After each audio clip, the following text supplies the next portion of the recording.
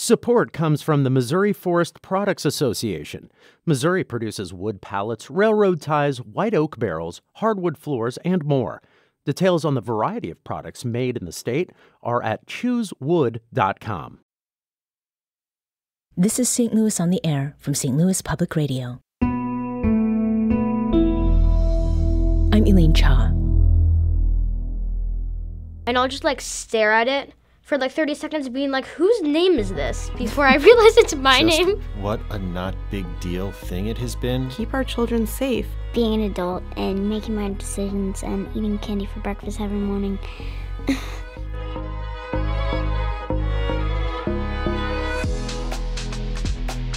On a weekday in March last year, 3 very special guests arrived at our studio. They came equipped with soda and snacks, essential fuel for a group of young friends. These boys were typical in a lot of ways. They talked eagerly about baseball and magic tricks, and, I can confirm, candy. 2 were 9, the other was 11 years old. They each live with their families in St. Louis County. They're all close friends. We didn't use their names for our conversations. Their parents were concerned for good reason about their future in Missouri. That's because all 3 kids are transgender boys. We'll hear from those parents later in the hour. But first, let's focus on the kids. Being trans, being boys, it isn't new for them. It's been years. Their classmates call them by their chosen names. They play on sports teams with other boys too. There's been a lot in the news about gender-affirming care in the last year, and now too. What's less covered? What such care consists of. And for young people like the boys you'll hear from now, gender-affirming care actually begins way before puberty, long before things like surgery or hormones are even on the table. This care happens where youth spend most of their time, at home with their families, at school, and in community with their friends. It also comes from within the kids themselves, from their choices and how they make their voices heard and known. So we wanted to let you hear their stories in their own voices. To begin, I asked them to tell us about when they realized or started to realize, I am a boy. I remember that I was at my grandparents' house and my great-grandma's birthday, and I was pulling a whole fit over that I had to wear a dress. Oh, okay. So that was not what you wanted to wear. No, I wanted to wear one of my brother's button-downs. And who won that particular battle? Did you get to wear the button-down, or did you have to wear the dress? I did not win. When did you start thinking, I'm a boy? So my coming out was very spontaneous. Almost as soon as I had the thought, I vocalized it, and my parents let me figure it out. But I do remember, I think about a couple days to a week before I had come out, my sister wanted desperately for me and her to play princesses or something like that. And I remember taking, I think it was a cape or something, and insisting that I wanted to be the prince this time. So I used the term coming out. That's a term that a lot of people do use. Does that suit you? Does that fit with what you feel like you have done or what you are doing?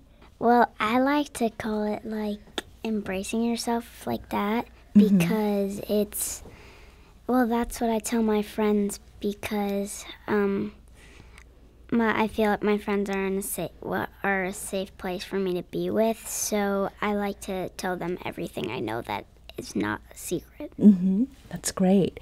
And when it came to telling people other than your family, was that scary in any way? Is it something that you felt pretty ready to do?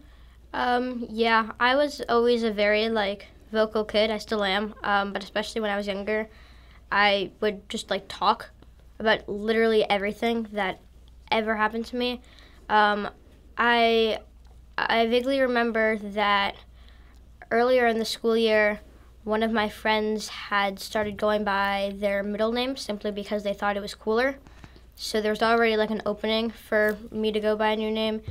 At some point, it was just summer, and I came back with a new haircut and a new set of clothes, and I was just like a different person, and no one questioned it. Was it like that for you too, when you talked with your friends, or when you were kind of going back to school after vacation? When I went back to school, my friends were very supportive of me, and now and earlier it hasn't really been such a big deal, and I'm really happy about that, and they have been so supportive. It wasn't, in my case, like grown-ups not taking it as well, but it was just like trying to explain something like this to a grown-up took a little bit more thinking. You had to like put yourself in their shoes and be like, this is the best way to explain this, whereas kids were just like, whatever. Like they take most things, especially since I came out younger, like you're constantly taking in information, and you get new information and you just take it in. Mm-hmm. And it's a lot easier. Yeah. Since you've begun introducing yourself as boys with your new names, what are one or two things maybe that have changed? And it can be changes that you feel yourself or things that you see in other people. Yeah, I definitely found myself hanging out more with like the boys and doing more stereotypically boy things at recess, like sports and whatnot. And my friends definitely, like everyone in my class definitely treated me slightly differently. Not because of like anything that had happened, not like they had treated me bad or now they're treating me bad, but there's just like a different kind of thing. Mm-hmm. And different is not always a bad thing. Yeah. Now, when you came out as trans, did that change the sports you could play in or the teams you could join? All of the teams and sports teams in my school were co-ed until 3rd grade. And so since I came out in 1st grade, that never really was a problem for me. But there was definitely that kind of like feel at recess and whatnot. Not exactly like a unspoken rule and not exactly like people wouldn't let you play. But I think more of the thing that happened to me was all of the friends that I had made who are like sort of like taking me into their groups and whatnot now that I had come out and all played sports during recess. So they were just like, come play basketball with us, come play soccer with us. So that definitely opened up a lot for me. Like when I was a girl and like half of kindergarten, it was like I wasn't playing a lot of sports because I didn't really get invited to a lot of sports. But now since I've transitioned, a lot of people want to play sports with me, and I have two best friends that love sports, and I play with them like every day. Now, have there been any times when you've been worried that that adults would not believe you when you gave them, your name, told them anything about your situation? This was less of a problem for me because my parents did a lot of like introducing me with my new name and new pronouns. After I had like my haircut and my wardrobe changed, I wouldn't come out to anyone who I just like was worried about coming out to until I like had a really good vibe of them. It was like a little bit more difficult and stressful and whatnot to come out to like everyone else, like my neighbors or the relatives I don't see a lot because I'm just like not sure I'm going to take it. I wasn't really like worried exactly, but I was like a little bit nervous that they were going to take that information and just like not do anything with it. Like they would take my new name and they would take my new pronouns, but like not the way my friends had. They would like the way like my friends would like now invite me to do like stereotypically boy things with them and like shift their friends group around to like make room for me. I was like worried that certain grown-ups just would like take my new name and pronouns and like just like treat me the exact same way, like a girl, I guess. So like they would acknowledge it but not accept it? Not exactly. Like they would accept my pronouns and my new name, but like not change anything else about the way they treated me. That was like my biggest concern, I think. I've one with kids. So when I changed my name and when I went back to school, my parents forgot to, on like the school list, forgot to put my name as, like they forgot to change it. So I went to school as like on the list as my old name. Sure. And I didn't think kids would believe me. What did your teacher say when you told them what your name was? What it changed to, that is. I just told them my name and they were fine with it. Okay, that's good to They were really hear. supportive. Yeah. I think the thing that bruised me the most when I came back to school, well, it started actually this year in 4th grade. They started making the growth and development lessons definitely more important than they were the last a different year. The previous years. Yes, and I was like really uncomfortable, I guess, in those moments because they don't really, at my school, they don't really do different genders. They do boy and girl genders. They don't really do what I do. Do you all feel happier now that you're boys? Yes, Yes. very much. Okay. I mean, think about it, like it's so weird to call myself by my old name if I have to sometimes. And when I hear my new name, I was like, was that ever actually my name? I sometimes look back at my old name and I'm like, yeah, there's absolutely no way that was my name. Especially since like how many years it's been since I actually went by that name, and like no one calls me by that. Sometimes I'll like see it on like old passports or something like that, and I'll just like stare at it for like 30 seconds being like, whose name is this? Before I realize it's my name. We're talking with 3 trans boys, 2 9-year-olds and an 11-year-old, about their lives and growing up in Missouri. In a lot of ways, their lives are entirely normal, but that's not how many Missouri lawmakers see them. Between bills focused on school sports and bills that seek to ban and even criminalize gender-affirming health care, the ordinary, day-to-day existence of trans young people sits squarely in the target of dozens of proposed laws. These boys may be young, but they do understand. They listen. And for years, their families have been making the journey to Jefferson City to testify against those sorts of bills and to try to convince lawmakers to see them and their families as people, as human beings, rather than political targets. Let's return to our conversation. The next voice you'll hear is the 11-year-old describing what it's like to stand up in front of a House committee and tell the adults, with no uncertainty, that they're wrong.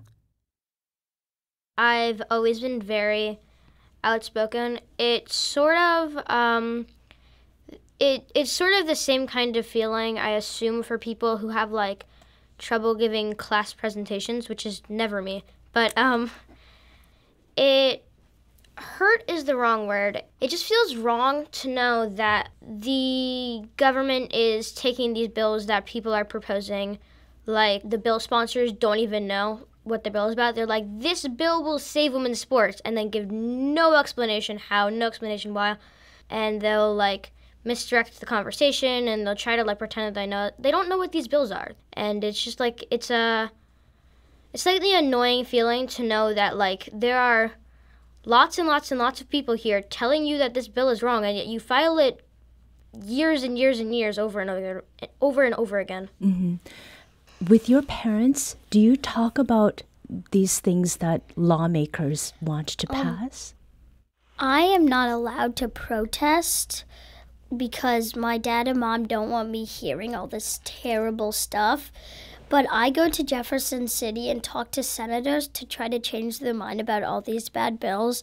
But also, I have heard some really bad things. The first time I went, there was this senator that said, like, I think trans girls should play on boys' teams. and trans boys should play on girls' teams. And I really hate that they are doing that. And it just makes me so angry. And when I was younger, like in second grade, I did not understand any of this stuff. I don't think they know anything about what it's like to be trans. If you are going to, let's say, if you're going to pass a bill or say yes or something, then actually think about what you're doing. What is it going to be like if you were trans or that person, and how is it going to harm them? Because I don't think anyone who does that even thinks about us, the whole LGBTQ community, for a second. They don't understand, and they don't know how much it is hurting us. I have just one more question here. So we're talking about what you've experienced in the past and how things are now. Can each of you tell me what you're looking forward to in the future? When I think of the future, I think of being an adult and making my decisions and eating candy for breakfast every morning. But I also think of, if I work super hard, then I could be whatever I want. I'm looking forward to some point where the Missouri legislature realizes that this is hurting people.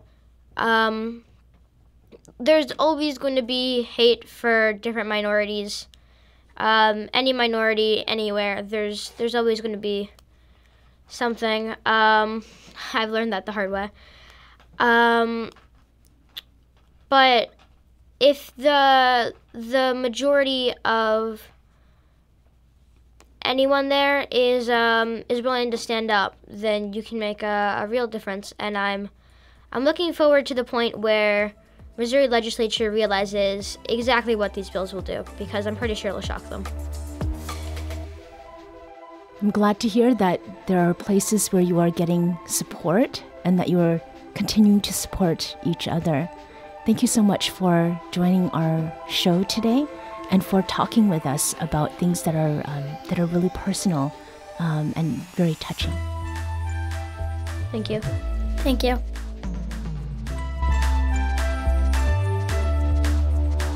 Those were 3 transgender boys, ages 11, 9, and 9, talking about their lives and coming out.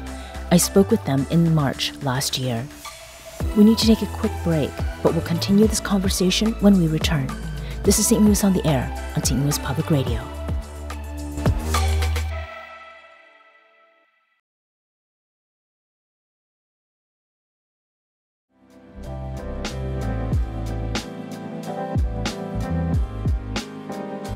Welcome back.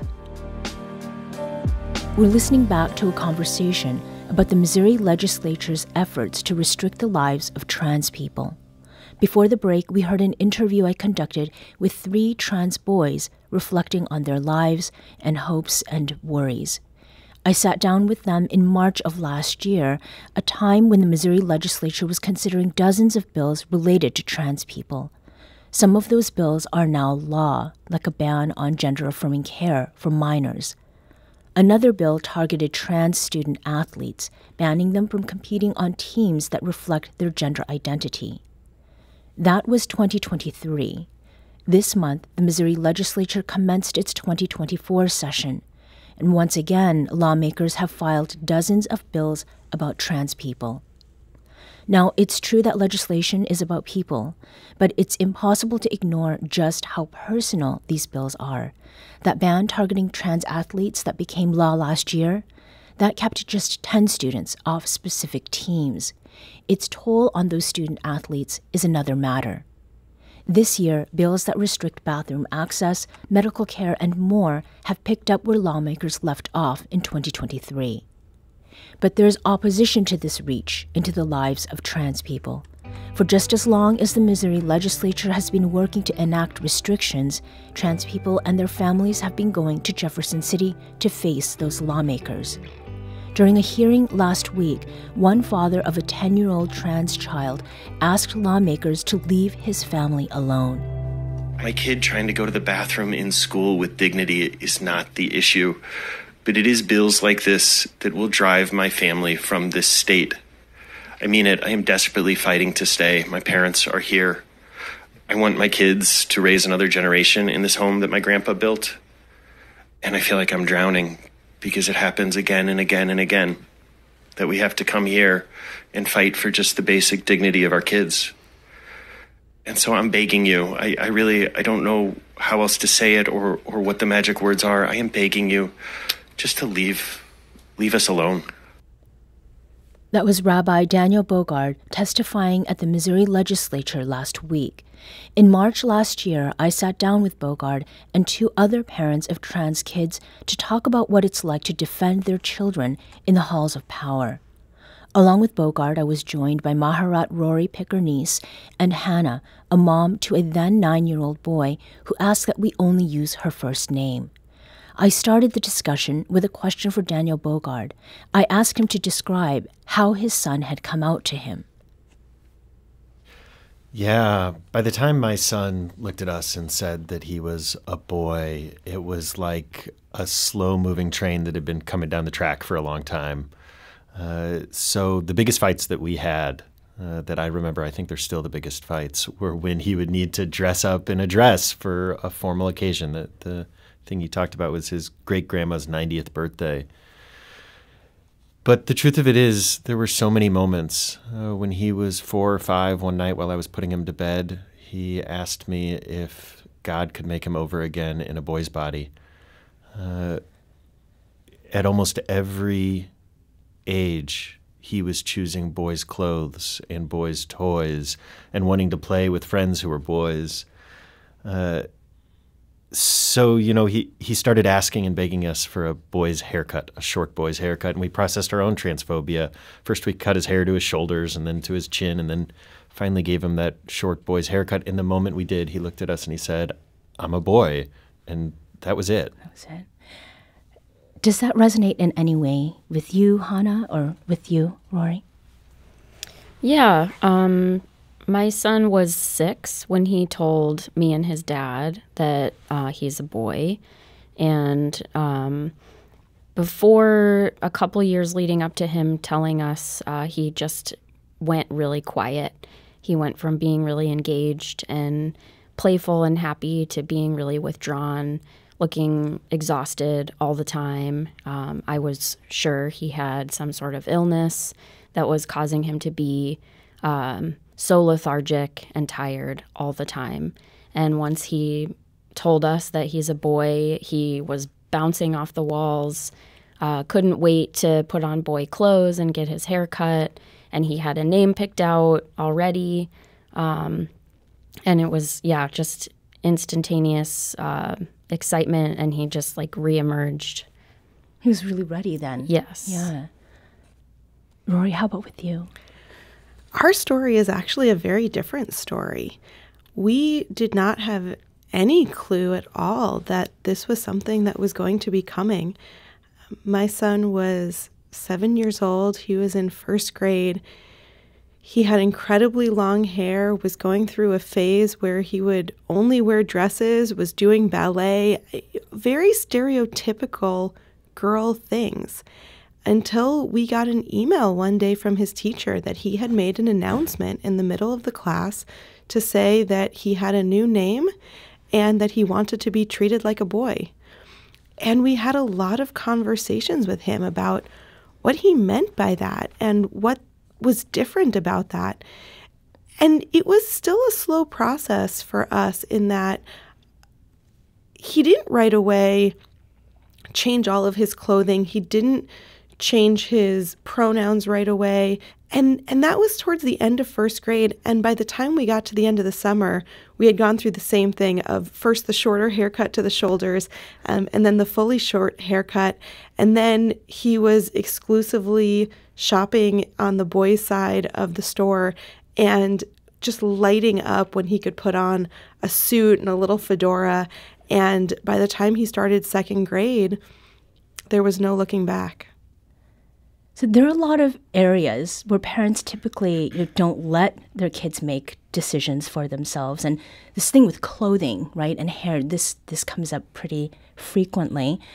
And things like, what's for dinner, when to go to bed, these things we can think of as being minor.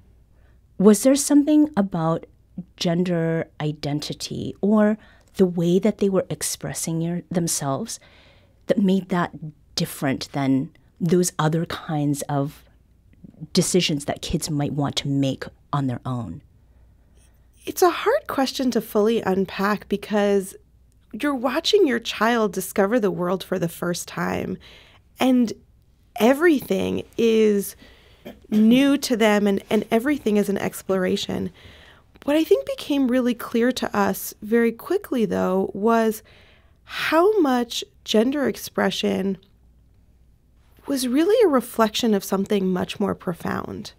There was something about clothing, about how they, as kids, how our children see themselves reflected for themselves, that becomes a matter of their very identity.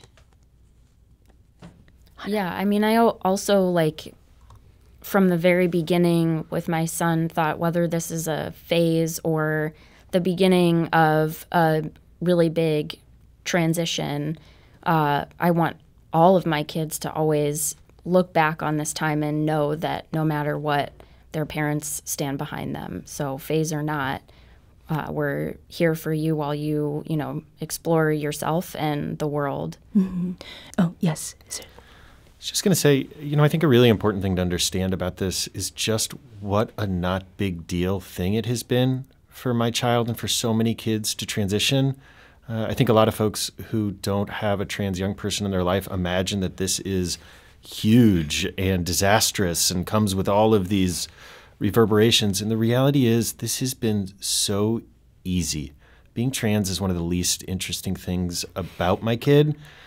And so I think it's hard for people who haven't experienced this or see this to imagine it, but it just has not been a big deal. Mm-hmm. Is that something that you also experienced with your son's school and the community that you are part of? For the most part, yes. Yeah, the school has been really supportive. His teacher put us in contact with people at the district level to get his name changed on all of his paperwork. Most of the kids at school haven't thought twice about it. Most family has been supportive. But yeah, it's really not been a huge deal. Mm-hmm. Is that also the experience that Rory, your son, has had? Pretty much. I find with kids especially, there's so many things in the world that change rapidly around them. The idea that somebody has a new name or a new gender felt almost like we were telling them that somebody had a new hair color. It was mildly interesting, but they really wanted to go back to the show they were watching. When we made the announcement through the class list, as I said, my son started second grade with a new name and new pronouns. We heard from a lot of parents who started sharing some of their own stories. Turns out that we thought my sister was my brother growing up, or I have a nephew, or any number of stories that people shared that helped us to realize that this was a lot more common in people's experience than we might have realized. And for the most part, it really doesn't impact anybody else. And so everyone was really happy to just practice a new name, to get used to pronouns, and then to embrace our kid as the funny, spunky, active kid that he always was. There are nods around the table. So your kids are teaching you. Mm-hmm. Can you share one really concrete example of how your son taught you about what it means to be trans? The biggest piece that I've learned is that my son didn't change at all the day after he transitioned. He just had a new haircut and new words to describe himself. But he was very much the same kid the day before and the day after he transitioned. I think my son had gone so inward, and the immediate reemergence, I guess, has been even still what's the most striking for me since he came out to us then versus now. And we've been getting to know him for the first time since he came out, because he had no interest. He was not engaged at all before coming out. And that is certainly not the child I met. No. Last week. We're talking with 3 local parents of trans kids and what it's like to come out and grow up trans. We're speaking with Rory Pickernese, her son is 11, Daniel Bogard, father to a 9-year-old boy, and Hannah, mom to a 9-year-old boy. Now, all 3 of your kids are doing what's known as social transition, which involves changing their names, wearing boy clothes, and doing so very happily, and otherwise living as boys. But there are next steps with puberty not far off and things like hormones or puberty blockers. What has to happen for each of you as families before those options are even on the table? There's a rigorous process that we would choose, I think is mandated, but I would say would be the path that our family would choose regardless of meeting with competent professionals to understand that path and to make sure that my child understands exactly what's involved in that process and that everyone feels like whatever the next steps are that we choose are the next steps that are the best for his care. And so when I say that, I'm including in that a therapist that he has been meeting with regularly since he first decided to make the transition. Therapists that his father and I meet with regularly, even before he decided to make the transition. His pediatrician has been in this conversation with us from the very beginning. Nurses and nurse practitioners, endocrinologists, there are a number of people who are involved in helping us to determine what healthcare should look like for my child, similar to any other child who has maybe a smaller team of people, but a team of people who are surrounding them, in addition to my husband, his parents, and I, my child's parents, and him, who is also very much involved in this conversation with us. What are some of the discussions that you've had with your son so far about this? So my son has started to ask questions about what happens to his body if what he's heard about in puberty for other people is going to be the same. What does it look like if he chooses to go on testosterone? What happens if he doesn't go on testosterone? What happens if he doesn't go on puberty blockers? So he's already started to really ask a lot of those questions. And those are some of the conversations that he's been having with us.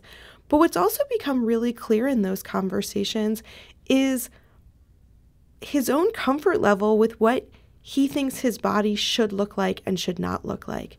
And so whereas at the beginning I might have said, like Hannah said, is this just a phase? Does he understand what it is? The more he starts to say things like, I don't want to grow breasts. Can we stop this? What does that mean for me? Right? The more that we're able to kind of see, okay, now this has been a few years and we can actually talk about specifics of body changes to then have him have the language to engage with medical professionals to say, what are the choices before us? Mm-hmm. And Daniel and Hannah, your boys are younger than Rory's is. What kinds of conversations have you all had, if any, regarding gender-affirming care as your boys are growing older? Well, my son has an older sister, and so we are talking a lot about puberty. And he's very clear and asks consistently, but that's not going to happen to me, right? The things that we're talking about that will happen to his older sister. And so we talk about the different options, and all along the way that there are choices that we can make at different points in time that will sort of take us down different roads. And he's very clear that he wants to grow a beard and have a deep voice, and, very like stereotypically male characteristics. I'm struck in this conversation how hard it is for me to imagine these conversations absent government interference here in Missouri. That the way that our government is at war with our families and our kids is omnipresent and is in these doctors' offices and is always in these conversations. So I'm thinking about my son, who has expressed repeatedly that he doesn't want to grow breasts. But when he expresses it, he almost always says, "Daddy, are Missouri Republicans going to make me grow breasts? Are they going to make me do this?" Hannah, I want to ask you about the gender clinic at Washington University, because that has been the subject of a lot of controversy and discussion. And that clinic has come under fire from Missouri lawmakers, right, and a former employee. And they accuse the clinic of pushing kids into being trans. Does that claim reflect any of what you have experienced there? And what is your reaction to such allegations? We have had one visit, and everything that has all of the allegations against the center, I have my own personal experience with how that was not accurate at all. I took my son shortly after he came out just to get information, see what the center was like, what the possibilities were for him down the road. And this was recommended by his pediatrician when I called their office. There was no sense of urgency, and it was, left really open-ended, like maybe we'll hear from you in a few years and maybe we won't. Mm-hmm. And no, there were no like next steps, no, down this hallway is where you go to, you're here, this is where you go now. And I left feeling really grateful for the opportunity to sit with professionals and get information, and just to be able to have conversations with my son approaching puberty. I just want to comment on this notion that I think we've all heard so many times, that being transgender is something that is forced upon a child, or that it's an agenda that we as parents have, because I find it so incredibly painful. It's painful for so many reasons, but partially because it builds on this narrative that to be transgender is a choice that people make as part of some kind of manipulation. Someone chooses to be transgender because they think they'll do better in sports. Someone chooses to be transgender because they get more attention. Whatever these ideas are, it's so insidious because it absolutely undermines this identity, but it also seeks to try to explain something that I think for a lot of people, they don't understand. And so it is the most painful thing for me as a mom that somebody would rather think that we are part of some kind of conspiracy rather than understand that we are just committed to our children living the best lives that they could possibly live, which I hope is the goal of every parent. We need to take a quick break. When we return, we'll continue listening back to my March 2023 interview with 3 parents of trans children. This is St. Louis on the Air on St. Louis Public Radio.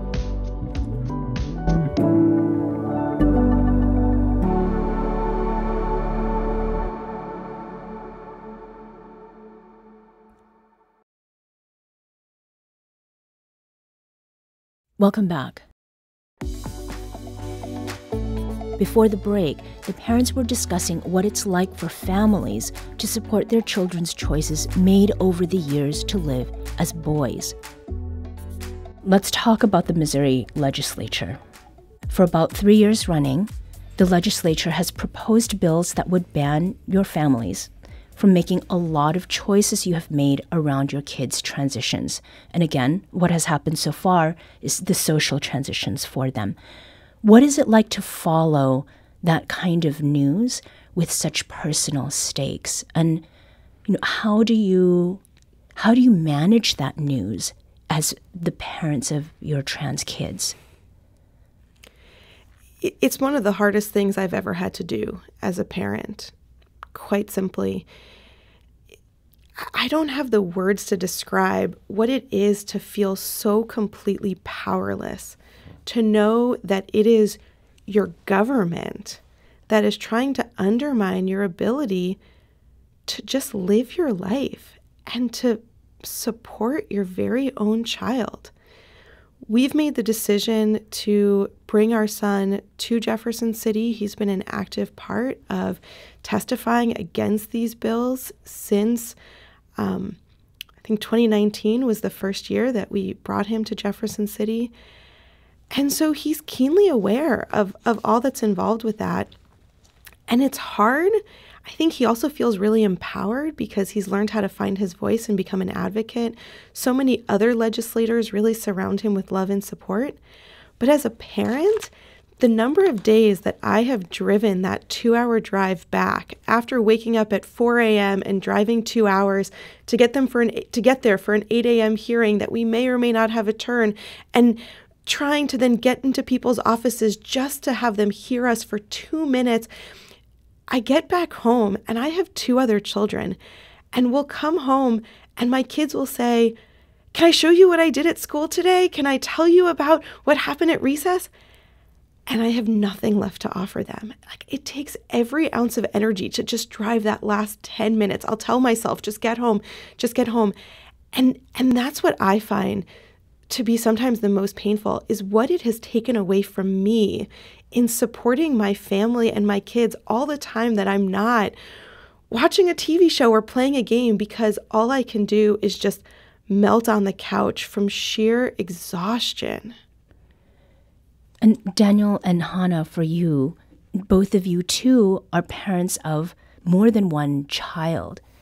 I mean, what kinds of resources does it take to be a parent to your trans child and their siblings, and like to hold it together? I'm exhausted. And I'm not exhausted from having a trans kid, because that has been a blessing and truthfully relatively easy. I'm exhausted from this sense that my government is at war with my family. And right, it's what Rory said. We drive over and over and over again to beg them to just leave us alone. I've started having panic attacks at night before I go to Jeff City, and it just becomes so all-consuming. I'm a 5th-generation Missourian. My kids are the 4th generation to live in our home that my grandpa built, that I grew up in, that my dad grew up in. And we are up at night having conversations about what is the red line, and when do we flee, and where is far enough, and will Illinois be safe enough if these people once again take over control of our federal government? And it's terrifying. And it feels like a rabbit hole, except it keeps coming true. Is there a point for you, Rory, and your family where you've talked about that, leaving Missouri? We've absolutely had that conversation.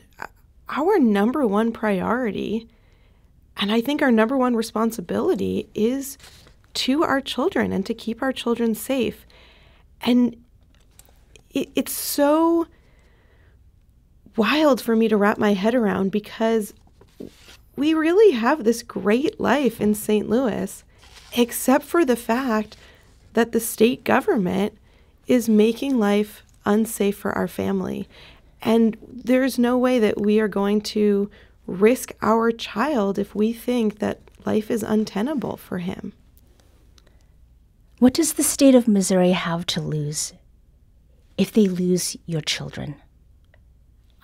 Our kids are honestly the coolest 3 kids that I know. I think you should give them their own talk show after that interview. You're talking about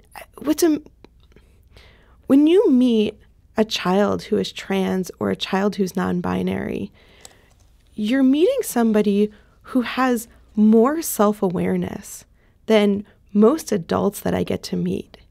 And what I find comes through, and I see it in our children and I see it in so many other children that I encounter, is an empathy, a kindness, an openness, a curiosity, a creativity. And that can translate into endless possibilities.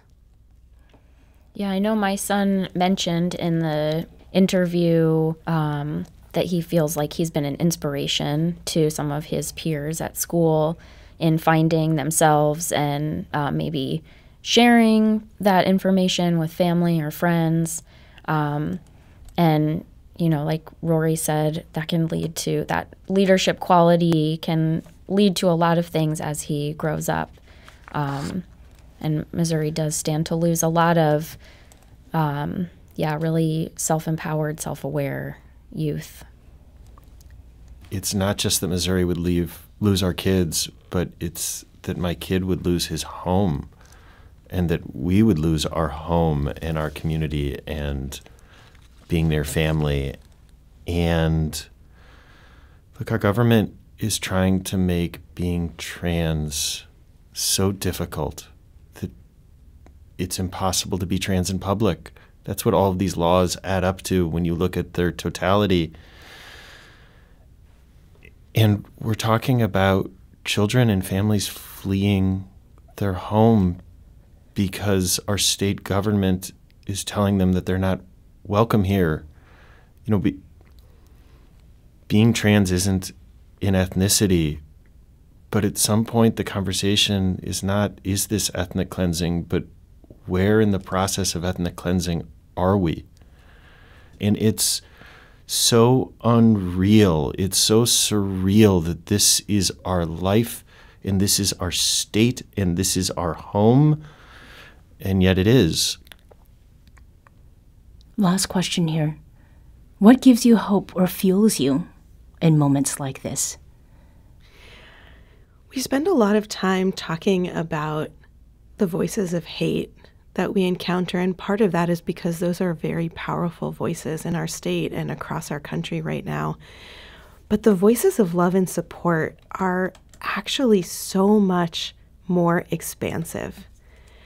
And that's what keeps carrying me forward. I have just felt our family surrounded with love. I mentioned earlier, I hate going to the Capitol most days because it's been so hard and painful. But my son loves it because when he goes, he's a hero to some of the people there. They celebrate him. They pull him into their office. They give him snacks. There are way more voices of love and affirmation, and I know that those voices are going to win out. I don't know how long it's going to take, but I know that those voices are going to win.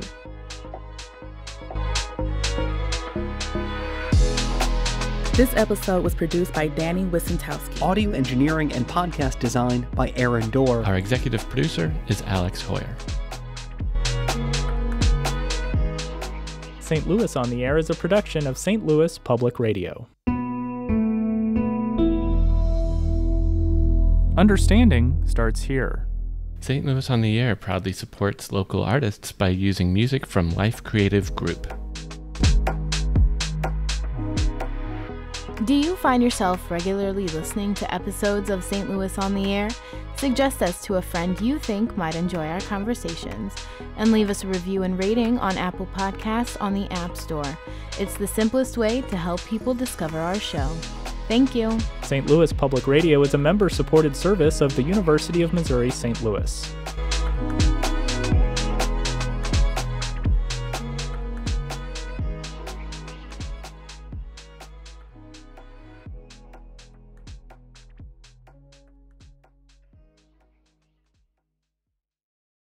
Support comes from the Missouri Forest Products Association, committed to conservation and careful management of the state's forests to make them more resilient and better habitats for wildlife.